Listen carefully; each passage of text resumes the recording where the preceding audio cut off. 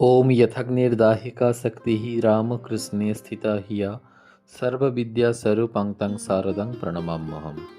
আমরা পাঠ করব ধ্যানলোকে শ্রীমা সারদা দেবী থেকে। ষোড়শী পূজা। দক্ষিণেশ্বরে শ্রীরামকৃষ্ণের ঘর। 1872 খ্রিস্টাব্দ, অমাবস্যা তিথি। শ্রীরামকৃষ্ণ পূজা করলেন নিজ পত্নীকে দেবী ষোড়শী রূপে। এ চিত্র শ্রী শ্রীমা নিজেই বর্ণনা করেছেন। দক্ষিণেশ্বরে মাস দেড়েক থাকবার পরেই ষোড়শী পুজো করলেন। 1279 জ্যৈষ্ঠ মাস। ফলহারিণী কালী পুজোর রাত্রে প্রায় 9টায় আমাকে তার ঘরে আনলেন। কালীবাড়িতে গান বাজনা হৈরৈ, সবাই তা নিয়ে ব্যস্ত, আর তার সঙ্গে তাদের অন্য সম্পর্কই বা কী? একমাত্র দর্শন স্পর্শন, আর তো কিছু না। দিনু বলে একটি ছেলে আমার ভাসুরপো হয়, মুকুন্দপুরের জ্ঞাতির ছেলে, ঠাকুরের কাছে থাকত। তিনি খুব ভালোবাসতেন।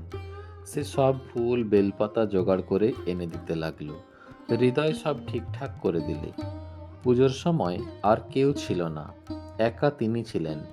পুজোর শেষাশেষি হৃদয় এসেছিল।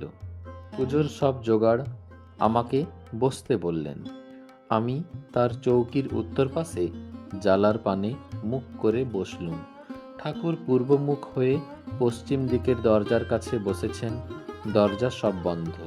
আমার ডান পাশে সব পুজোর জিনিস। পুজোর প্রথমে পায়ে আলতা পরিয়ে দিলেন, সিঁদুর দিলেন, কাপড় পরিয়ে দিলেন, পান মিষ্টি খাওয়ালেন। আমি তখন সব দেখছি বটে, কিন্তু বলতে কইতে ইচ্ছা ছিল না। আমি একটু পরেই বেহুঁশ হয়ে গেলুম।